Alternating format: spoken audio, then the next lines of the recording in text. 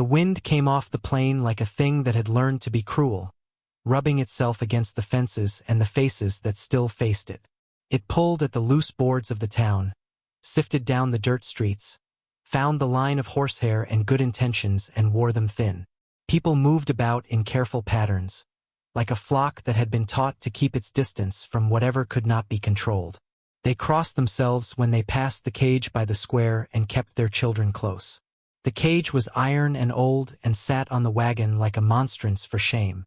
Inside the bars a woman sat as if she had been sitting there all her life. She was broad-shouldered and large-boned, a presence cut in the rough way of fieldstones. She had hair like a storm and hands that had held plows and babies and grief. The town called her the giant widow with a voice that made jokes out of fear.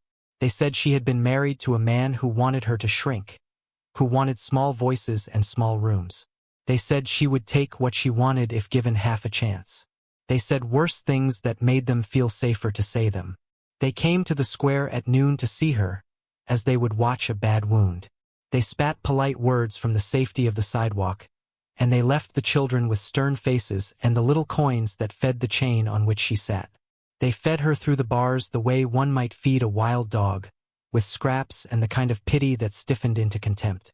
She did not beg louder than she needed to. She did not perform. She kept her eyes on the road that ran east and west, kept them on the horizon where she could not get to, where the world might still be wide enough for her. She was a puzzle and a threat all at once. She was misunderstood, but people need their shapes to stay small so their lives can seem safe. He had no business being interested. He had fewer words than a church bell and a manner that kept things at the honest measure of need. He kept his house on the far side of the ridge, where wind could not get full purchase and where the trees still remembered leaves. His name was not for the town to gossip. He was the kind of man whose presence could be measured in tasks. Fixing the fence, tending the small herd, stacking wood until the pile looked like a promise.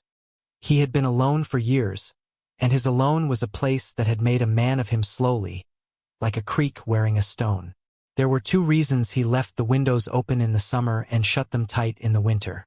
One was a grave on the hill that had been his wife's name and then his own quiet weight. The other was the habit of being careful with what stayed inside. He had learned to speak in short sentences. He had learned to keep his hands on what mattered: the plow, the moth-eaten blanket, the coffin of memory. He did not go to town often. Things there were noisy and full of opinions, and he kept his to himself. He walked past the cage once on a market day, because his horse shied at the wagon wheel and he had to take the narrow way. He glanced at the woman in a way that men look at weather. He saw the set of her jaw. He saw the old bruise at her temple, the shadow of a life that had been expected to be smaller than she was. He felt, or might have felt if a man with his history could be said to feel, the old sting of guilt, the queer, soft ache left by a thing done when a man thinks the world will end if he does not do the hard thing first. He knew something about making mistakes that couldn't be talked away. He tied his horse again with a hand that did not tremble and rode toward the square the next day with a coin clenched in his palm he had not intended to spend. He did not plan to buy a person. He planned to breathe in the sound of the town and go home. But the wagon man had a ledger and a smirk. The ledger said the giant widow had a price. The town had bought the cage and the teeth of the argument, and the man behind the ledger had numbers that made the board of the cage shine. People watched him, this man who never spoke more than necessary, count the sum and then lay it on the table. No one crossed to stop him. They watched to see if he would be as cruel as they often felt. They watched to see how a quiet man would look, taking from them the spectacle that kept their gossip bright. He should have felt righteous, perhaps. Instead, his movements were small, like a man adjusting his coat against rain. He paid with coin that had sweat and honest work in it. He took the keys the way a farmer takes grain he will plant. He did not boast. He walked the walk back through the square with the iron on his hip and the women with white aprons staring hard as if his purchase were a sin or a salvation. The giant widow looked at him through the bars as the wagon wheels turned. She did not blink much. Her eyes were full of a kind of steady appraisal. He stood there in the wash of town noise and the smell of frying fat and knew he had done something that would change what came after. He unfastened the gate. The hinge complained. She stepped out and the town took a breath as though hurt were a thing to be measured in sound. She moved with the careful economy of someone used to heavy doors and hauling fuel. She took a step and the hem of her skirt caught the dust. She did not apologize for it. The children who had been daring one moment before hissed back to their mothers, as if the air had become unsafe. He handed her a blanket from his saddle without much ceremony, and it was a strange thing for a man like him to feel the tilt of a life. She refused him the first time with a look that said she knew how to refuse enough to survive. He did not speak the bargain. He only laid the blanket across her shoulders and shoved her toward the horse. She sat with a thud that suggested such seats were not for soft women. The horse took her weight without complaint. They left the square with that particular silence that makes people feel they have been trusted. In the saddle she smelled of wood smoke and old grief. He drove himself to his homestead as if he were following a new commandment given in the language of work. People watched him go and shook their heads in the way people do when they need to nudge each other into agreement. Rumors unfurled. Some said he meant to keep her as a curiosity. Some said he had bought her to punish the town. Some said he had bought nothing at all, and the thought sat on the town's lips like a fly.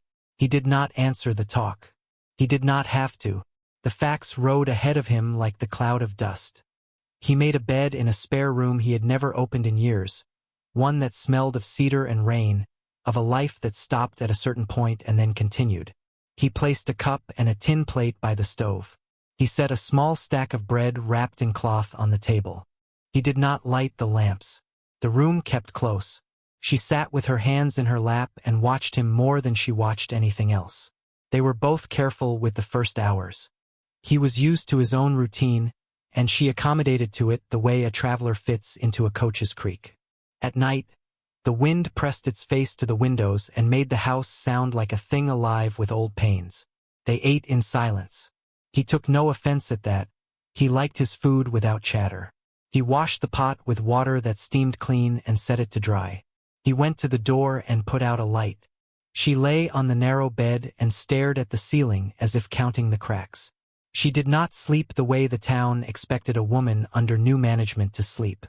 In the morning, she rose with a deliberate, careful readiness. She made herself a cup of coffee with hands that were deft and practiced. She moved around the small place like someone who had measured it in memory before she ever set foot there. She fixed herself a plain breakfast and did not ask for help. He watched because that was a thing he did.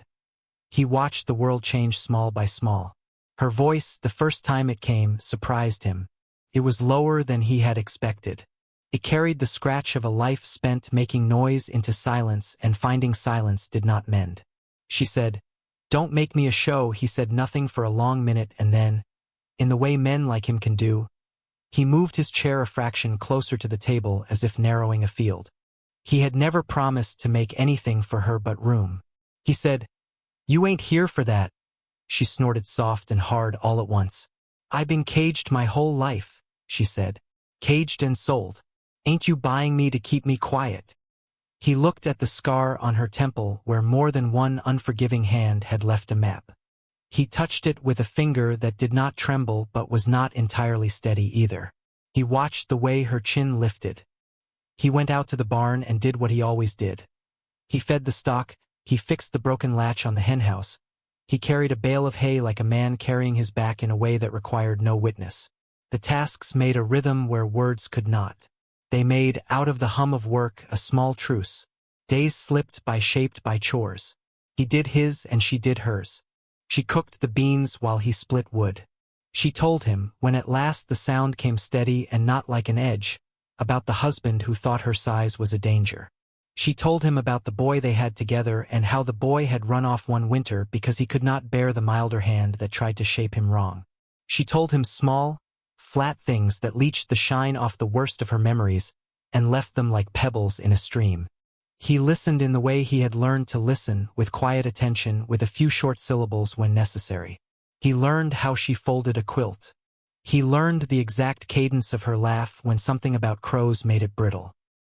He learned the way she hummed to herself as she fixed the hem of his shirts without any pretense of courtship. They did not fall in love on a day. Love in such places is a thing that arrives like spring, uncertain at first, covering one patch at a time. At first she kept the child of the boy who had left to herself. He watched the boy at a distance when the boy came the few times he came, thin-backed and quick with a temper. The boy did not trust houses that had room for more than one grief. He thought the town had caged his mother because she had been big and slow and would not fit in the small slots life handed boys who wanted to be men fast. The boy spat words at the place with his mother's name and left. She grieved with habits that suggested she knew how to endure and not how to ask. She went out to the fence and mended what had been broken. He told himself once, in the small darkness before dawn, that he had not bought her to cure his solitude. He had bought her because something in his chest had gone on saving when he had thought there was nothing left to save. The town learned of the life at the homestead as towns do, in fragments carried by farmers or by stray cloth dropped at the saloon. The talk slid at first into the same old groove. He had bought her because he wanted to be cruel or foolish or both. Then a rumor arrived, as rumors do, with the bluntness of a dropped stone. The giant widow had been seen mending a blanket that had once belonged to the dead wife on the hill. People smiled the satisfied smiles of those for whom fate had made sense. They stepped into the comfortable exile of believing they knew. But comfort is thin. The story changed when a rain came that was not inclined to stop. It started in low skies and the sound of water on tin, and then the river that kept the low fields alive doubled and swelled. The bridge that tied the town to the road over the hill began to creak in ways that suggested metal remembering its youth and being ashamed. The boy, the one who had not trusted houses, came back with a fever in his chest and a voice that had been beaten thin by worry. His child had been sick 10 miles downriver. He thought to put them on a wagon and get them south for a doctor, but the roads were slick and the bridge was out. Men gathered, those who had nothing more pressing, those who liked to pretend the world would always be as it had been. They judged the flood with the easy certainty of men who liked to hold their hands in the pockets of their past. The giant widow stood at their edge while they argued about ropes and weight, about whether the wagon could hold. She crossed her arms and made a sound that was not quite a laugh and not quite a thing that could be owned. He stood off to one side with his coat pulled up and watched as the conversation circled toward what townspeople always circle toward. Someone to blame, someone to lead, someone to fear. Then a plank under the weight of a man gave. The plank was a small, dry thing that had always been an emblem of good carelessness. It shuddered and then it broke. Men stumbled, horses brayed. The child, the grandson of no one and yet everyone's concern, slipped. He went over the side into the cold, fast water with the odd sound a small body makes when wind leaves it. The town froze because the town remembers what it is to lose a thing without having lived the loss. The giant widow did not freeze. She stepped forward with the deliberate speed of a tide. She dove into the current in a way that made the crowd gasp as if virtue itself had been a thing they could witness for the first time. She took the child in both hands like a woman lifting a crate and came back to shore with his breathing shallow and fast and then steadying. She coughed and spat and kicked water from her skirts that had seemed an unlikely place for mercy. The boy, wet and shaking, clung to the side as the town circled its small, startled wonder. He did not come to the homestead for help with praise. He came because the giant widow had become a person who could take on risk. He came because the map of his life had shifted its north. The town watched in a way that made the pigs in the pen get nervous. That night, the square had a new kind of conversation. People found themselves apologizing in ways they did not mean, as if they had been half awake and now the light had been turned up. The ledger of offenses became petty in their mouths. They said, in small, frantic phrases, that they had been wrong about the size of things. He sat on his porch and listened to the murmur like a man who does not want to step into a game where the rules are changing. She sat inside with the blanket over her knees and hummed a song the way someone might hum lullabies to a house that had weathered storms and had been given a second chance. He stood and went to her with a manner that was all work and the smallest tenderness. He carried a cup of sugar they had not needed and set it on the table. He said simply, "You did good." She did not make a show of it. She looked at him like a woman who had calculated the worth of a thing and found a number that surprised. She said, I don't need words for that. He leaned back against the doorframe with his shoulders like steady beams and saw the way her jaw softened. He had not planned anything beyond making a place where someone could be warm and dry. He had not planned the way his evenings would stretch with the sound of two people breathing in the same house. He had not planned how his hands would seek one more thing to do at day's end just to watch her watch him. He had not planned to want a person to stay. But fingers find hooks in the dark of a life as sure as roots find water. He began, slowly, a set of small actions that amounted to a promise. He mended a broken post the way a man might mend the corner of a life. He brought home a rocker worn from his wife's hands and planned to put it near the stove. He swept the floor in a line that made the tracks of many feet possible. She watched and did not laugh. She began to leave small signs back. She planted a row of beans by the fence in a patch of sun. She stitched a patch on his coat that had been rubbing thin. She told him, one late afternoon as the sun made everything the color of old bone, that she had once wanted to be something other than a thing that took up too much room, and that the world had told her to take up less. He did not flinch away from the confession. He took her hand with a simplicity that seemed almost brutal in its honesty, and he said nothing for a long time because it was the only language he had then. That week, the town's anger wore a new pattern. People who had sneered now stood with hats in hands and tried to give aid. The giant widow did not accept all their largesse. She accepted what she needed and left the rest to the dogs. Men who had been loud with judgment came to the gate and slowed their steps when they saw the iron key swing on its ring. They wanted to explain how sorry they were for being cruel. They wanted the moral easing that a confession brings. The widow listened with an expression that told them the past was a hard place to survive. She did not make them promise. She only set a chair and let them sit. He watched all of it and felt a warmth he mistook for satisfaction. It was not satisfaction. It was the slow flattening of loneliness into something that fit in a room with two people. Then the past, like a weather front that will not heed request, blew back in. A man came to town who had a face like a ledger and a voice that made the walls think twice. He had been the sort who profited by small cruelties. He had owned debts and hands and had a memory for the ways people could be bought. He had come looking for the giant widow with a purpose that smelled of possession. He looked at the homestead and saw a woman who had teeth and hands and a man who kept his speech short, and he liked that calculation. He wanted the old arrangement restored. He wanted the business he thought he'd secured. He came with lawyers' words and the kind of paper that makes lives look like poultry. He came with strode the town and asked for his girl back. He called her property. He called her an investment. He said the ledger said so. Men gathered and argued about what law said. Women whispered about courage. The giant widow looked at him with a face that could be a field ready for frost. The man pointed at the keys and said, "Those belong to me." The town listened to this like a jury looking for 100 reasons to keep a verdict. He, the cowboy, stood between them and the rest. He put his back against the fence and felt the wood like an old friend. He had been a man who kept his decisions like a harvest. You worked, you stored, you didn't waste what you didn't need. He had not wanted to stand in front of people and say things. But he did not want the return of the ledger to undo what two people had quietly built. He stepped forward and the town saw him the way they saw a weathered tree break a storm. He said only, in his short, "She's with me." The lawyer laughed a soft, cruel laugh and said certain things about ownership and law, about the right to reclaim the value of a loss. The widow's eyes did not change.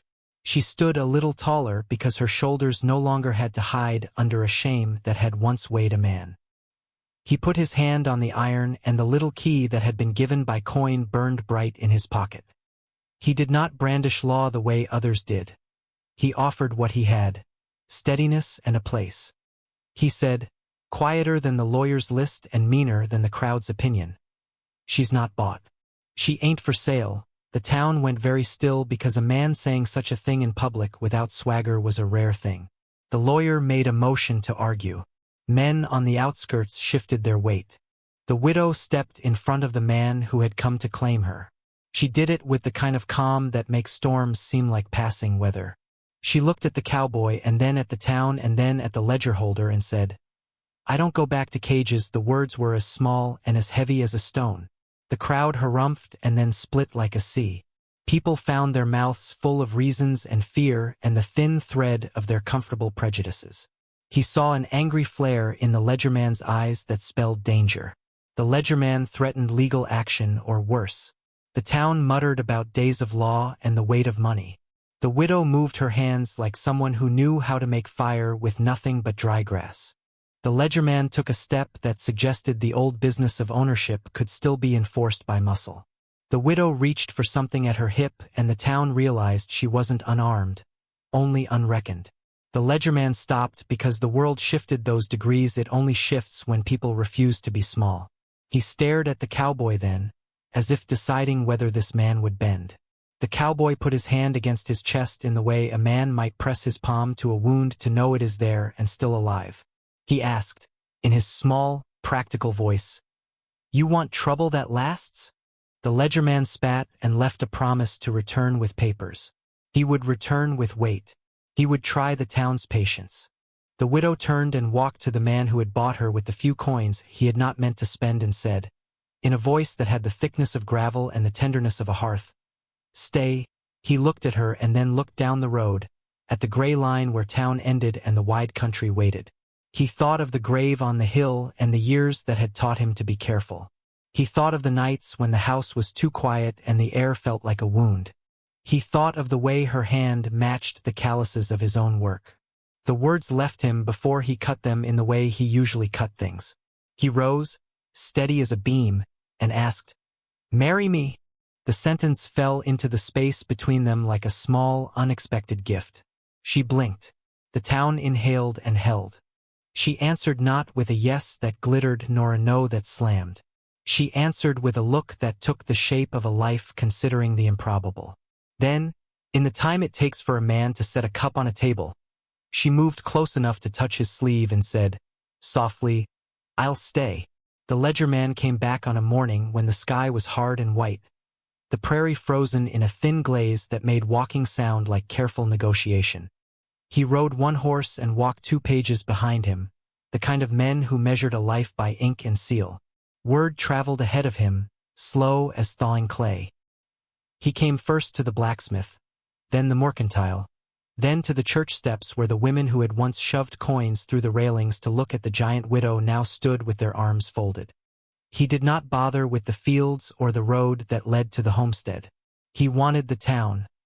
Possession prefers witnesses. He shouted his claim into the square in a voice that had practiced thunder, a catalogue of dates and signatures and the kind of paper that promised rights like teeth. He said that the sale had been lawful, that the man had merely paid what the law recognized as price, and that the law could unmake a promise born of pity. He opened a little book and read the words like a prayer, and behind him the town listened uneasy, because the ledgerman's voice filled the blank like a draft. They sent a boy to fetch the man. The man came out of his house with his coat buttoned low and his hands smelling of wood and stove grease and something older, and he did not speak until the ledgerman had finished and the square had stopped being wind. Then he said simply, "You been around town making promises at other folks' misfortunes long enough." His voice was soft, and it made a room of men who liked to speak loudly fall quiet. The ledgerman straightened. He had thought to frighten a small, lawful man into paperwork, into the neatness of receipts. He had not thought the man would stand in front of him like a wall and not need to throw a word heavier than the silence of his shoulders. "She was sold," the ledgerman said. "Paper says." He held the book like a banner. "Paper don't say what your conscience won't," the man answered. The ledgerman smiled, thin as a blade.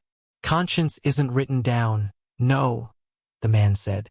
"Usually it ain't. But folks here remember things that paper forgets." He did not need to call the giant widow by her old stage name. He had learned hers in small syllables, her real name, a northern name the ledgerman had never bothered to ask and would not believe if he were told. He had learned her by how she lifted kettles, how she hummed a tune low and sure as a line of fence posts, and how she kept the boy from clawing at his sleep. He had learned her by seeing her bend without complaint and by knowing what the ledgerman could never see. The grave on the hill, the letters folded in a tin box, the rusted chain she had once worn. That knowledge was not on any page in the ledgerman's book. The town split in its quiet ways.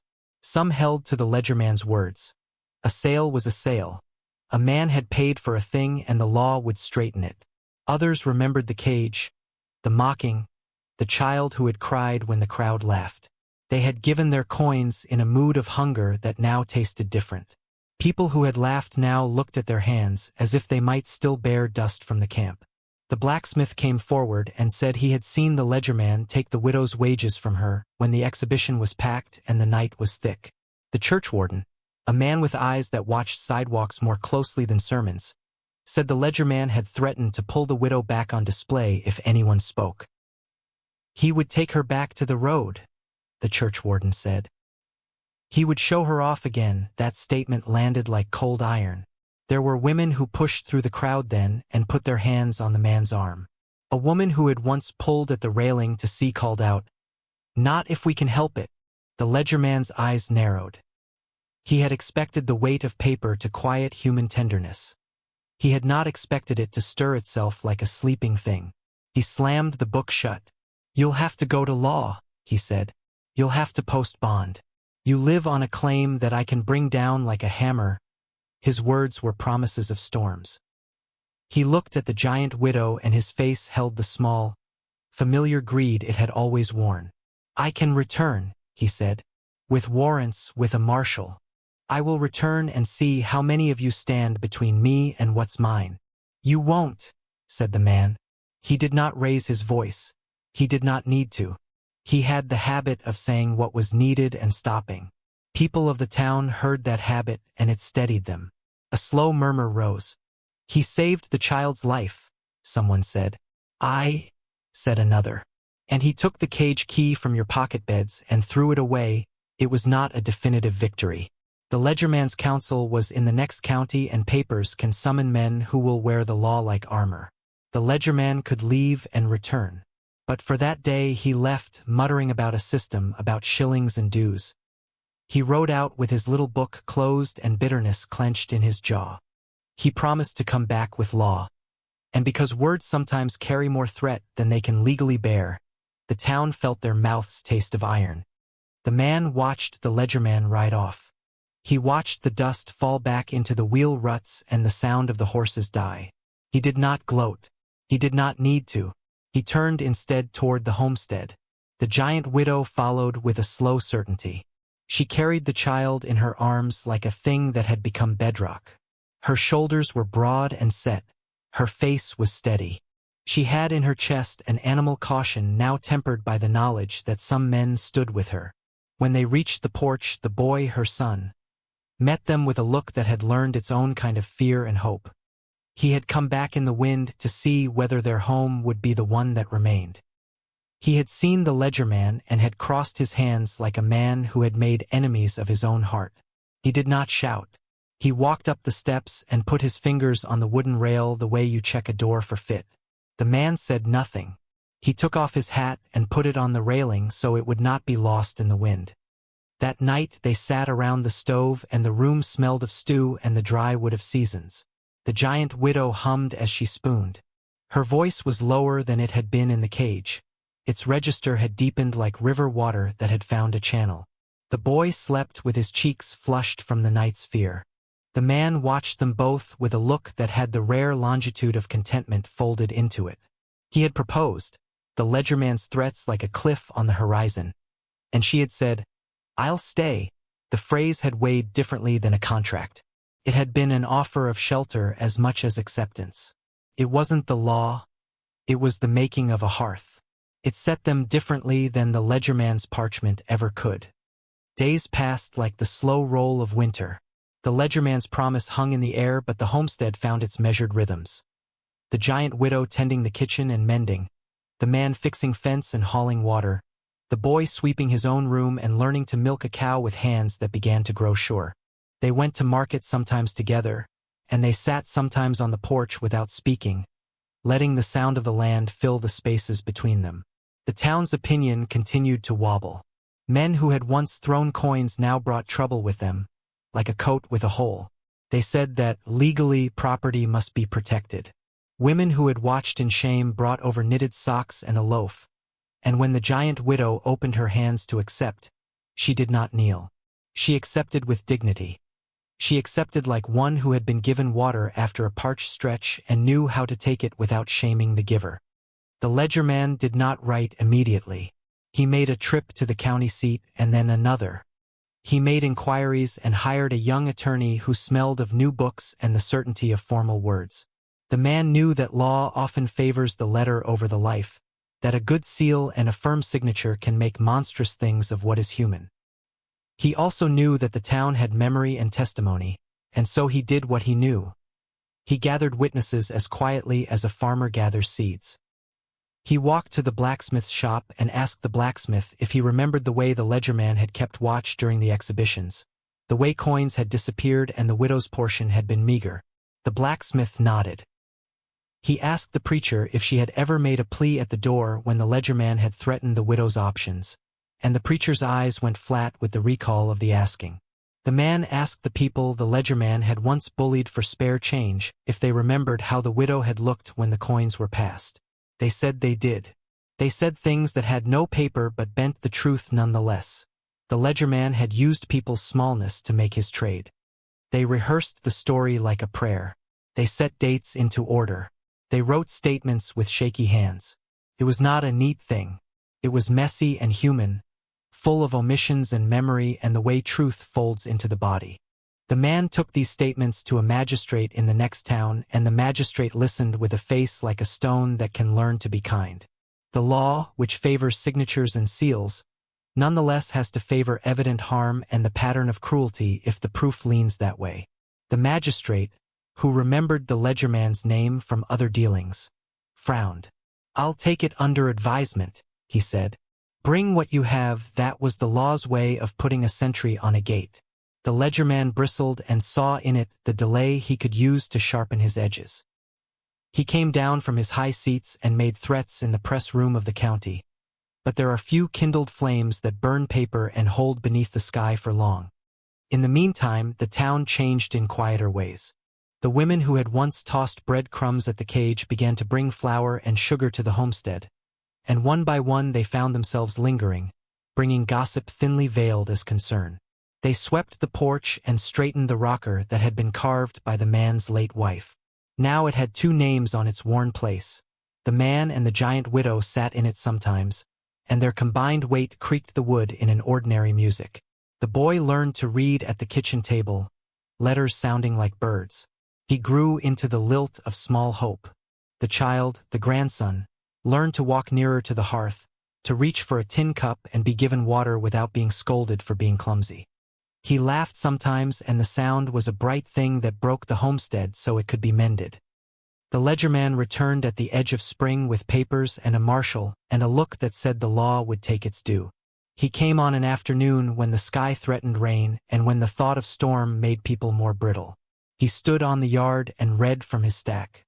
"You have no right to keep her here," he said, as if the keeper of humanity could be told by a man in a coat with fat pockets. "She was my property." The marshal looked like a man who reads his orders in italics. He had the sort of politeness that had to be drilled into him by uniform. He demanded documents. The man stepped forward. He did not ask them to read the widowed heart inside her. He looked at the marshal and said, "Listen, she is no man's property. She is a person.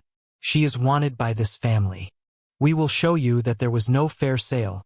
He handed over the statements, the blacksmith's word, the preacher's memory, the small ledger of human recollection. The marshal thumbed through them like an animal that will accept only the clear scent of lawful things. There was no instant justice in him. There was a process that had to be followed. The ledgerman sneered, and in that sneer showed the smallness that birthed cruelty. He pointed to the papers in his hand. He produced a bill of sale, dog-eared and legal seeming, with a signature the ledgerman said was his own.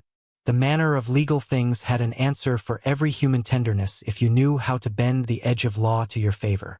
The marshal read, and his face went unreadable. He said, "There's a case to be heard," he said. "I'll take everyone in who has sworn." He meant court, and he meant delay in bills. People breathed like the weather. Some thought they had it in the bag. Others felt the ledgerman's words like a cold hand. The giant widow watched them all with her hands folded in her lap. Her eyes were steady, and there was in them a patient power that had been taught to bow and not to break. That night, the townspeople came in ones and twos to sit at the homestead's door. They brought blankets and bread and words, and they sat until the moon turned like an old coin. There were those who still kept their distance. Men who kept to the corners of a room and tried to make law sound like morality. But more came than stayed away. The blacksmith sat and spoke of the ledgerman's habits. The preacher quoted from memory, but not scripture as a sermon. He quoted from memory of human decency and the harm of showing folks like curiosities. The women who had once laughed pressed their palms to the widow's hand and said, "We were wrong." The widow did not need them to say it. She had lived that wrongness like a bruise. But the saying of it was a small salve. The town made a kind of informal defense. They arranged for witnesses to go to court. They pooled funds to pay for counsel who could stand against the ledgerman's second-hand law. They wrote testimony and notarized it in the county, and the man sat through it all like someone who keeps his face toward the wind. At court, the ledgerman brought his book of paper and his young lawyer. He argued in a tone that believed ink to be the superior argument. The ledgerman's lawyer was sharp and quick with phrasing.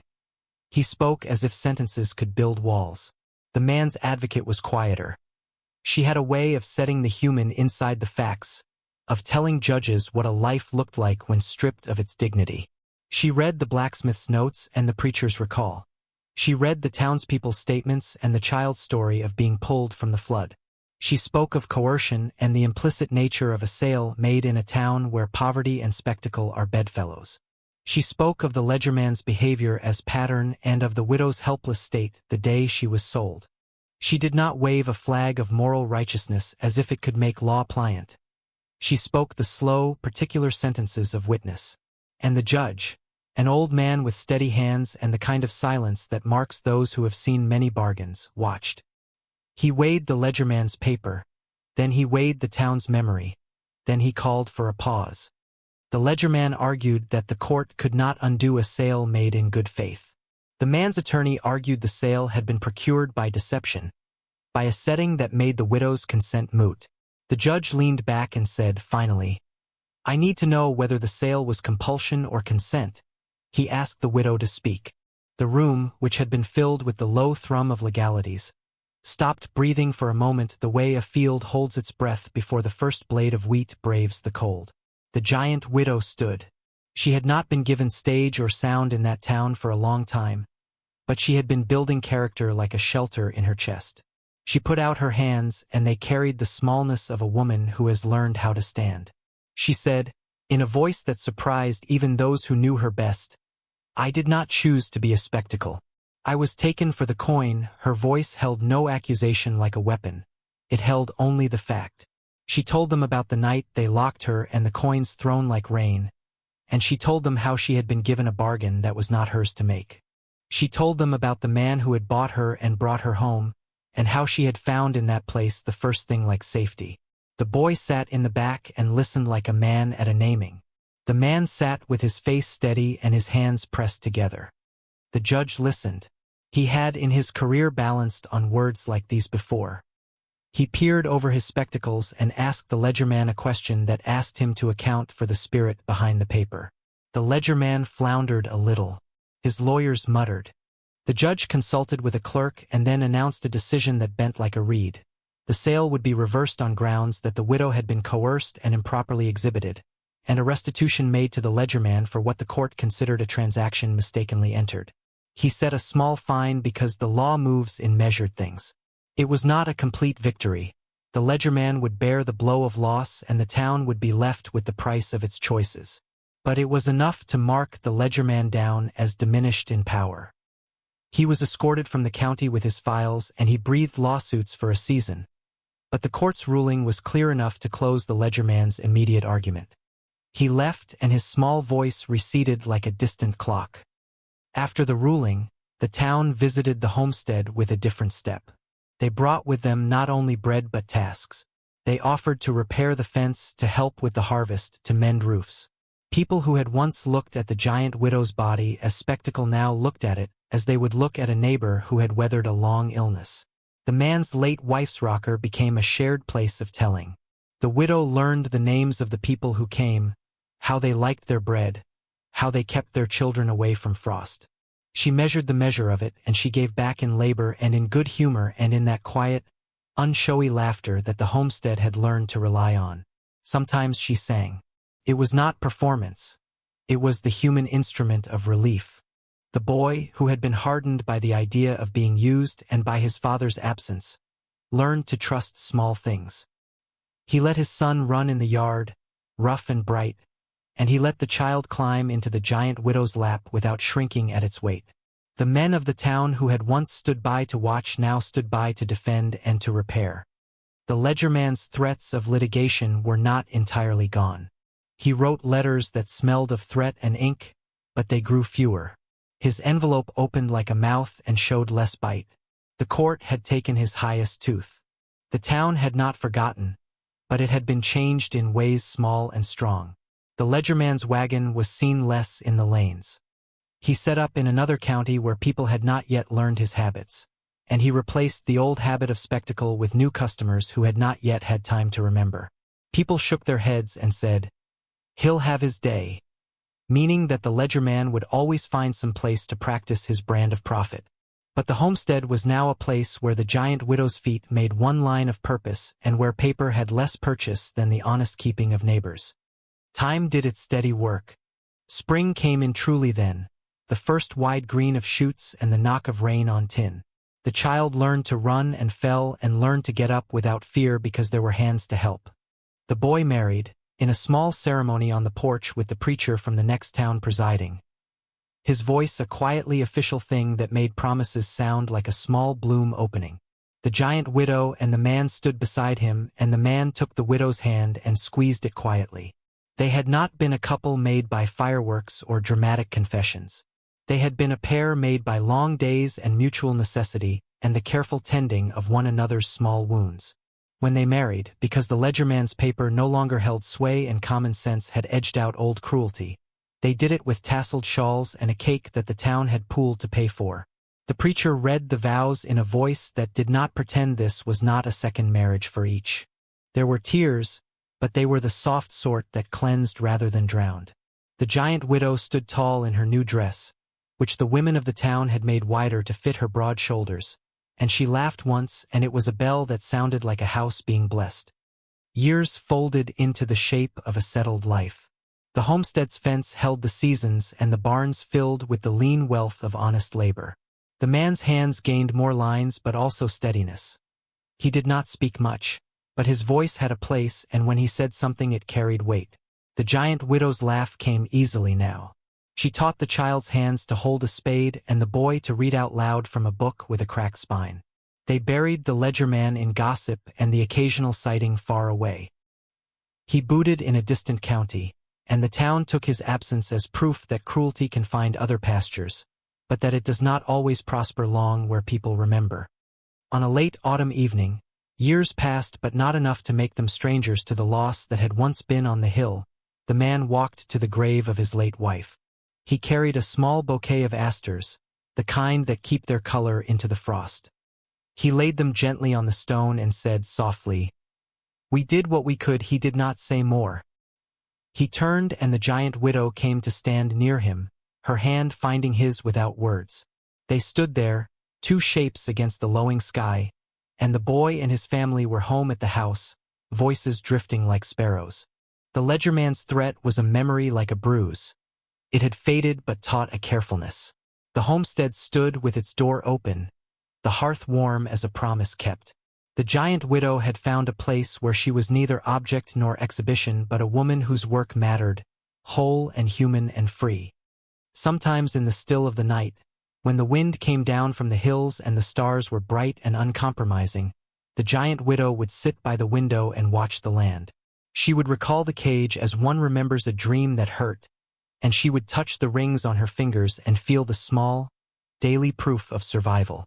The man would be near, knitting silence into company, and he would sometimes speak two words, "Sit down," and she would. The boy and his child would sleep and the homestead would breathe. There were days of small sorrow, an illness, a winter that took a cow, and days of small joy, an evening with new bread, a child's laugh spilling in the yard. All of them settled into a pattern that was not glamorous but was true. The ledgerman never returned in any force that mattered. He wrote to the county once more, threatening a new claim, but the town rallied, and the magistrate turned his letters like a man who scents rot and keeps the shutters closed. The ledgerman made his threats into a smaller life elsewhere. People still mentioned him in the way one mentions a sore place. It tinges the memory, but the limb has learned to be used. The giant widow's name became a part of the town's ordinary speech, but without the sharpness it once carried. Children who were born after the exhibitions did not ask about the cage. They learned instead the names of seasons and how to plant seed and which moon meant harvest.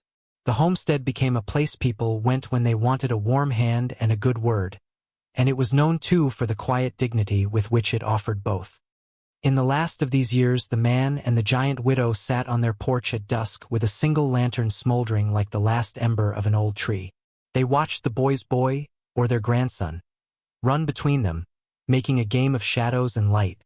The man reached without speaking for the giant widow's fingers and held them, the way a man holds the small, precious truths that have become his life.